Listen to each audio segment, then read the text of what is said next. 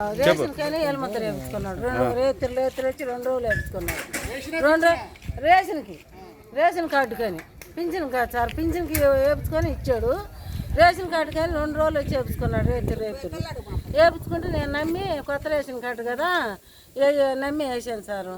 మా ఇళ్ళ పక్క పిల్లడే కదని వేసినాక మళ్ళీ 1వ తేదీ పోయి 10,000 తీసాడు.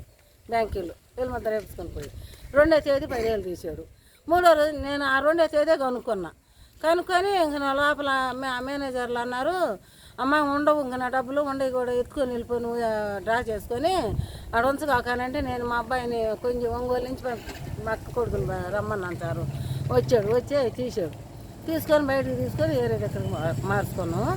ఇంక ఈడేం చేశాడు, వీళ్ళమ్మ ఈమెం చేసింది, నేరుగా ఇంటికి వచ్చి రేతులు ఇచ్చి కాళ్ళు గడ్డలు కొట్టుకున్నాక మా పిల్లడు కానీ తీస్తే నేనే ఇస్తాను, నువ్వు చెప్పొద్దు, ఫోన్ చేయొద్దక్క, నీ దండం పెడతానే నేను దండాలు దశకాలు పెట్టి ఏడ్చిన్నాను సారు.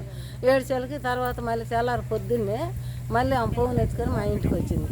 మా ఇంటికి వచ్చి అక్క నువ్వు మాట్లాడు, పిల్లడు మాట్లాడుతానంటే వాడు మాట్లాడాడు.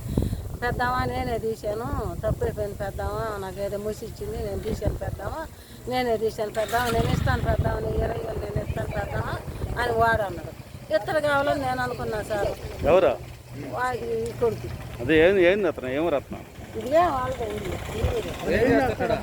ఏం చెయ్య వాళ్ళంటారు సార్, వాళ్ళంటారు మన పింఛన్లు ఇస్తారు సచివాలయం ఏదే అదేనా దాంట్లోనే పింఛన్లు ఇస్తా, వాడు పింఛన్లు ఇస్తున్నాడు కదా మన డబ్బులు అని నేను కొత్త రేషన్ కార్డులు కానీ చెప్పాడు అని వేసాను అనమాట.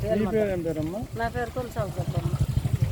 20 ఏళ్ళు సార్ నేను కష్టం చేసుకోను, రైలు ఫ్యాక్టరీలో పోయి పని చేసుకుంటాను నేను. ఇంత బాగులేని వాళ్ళే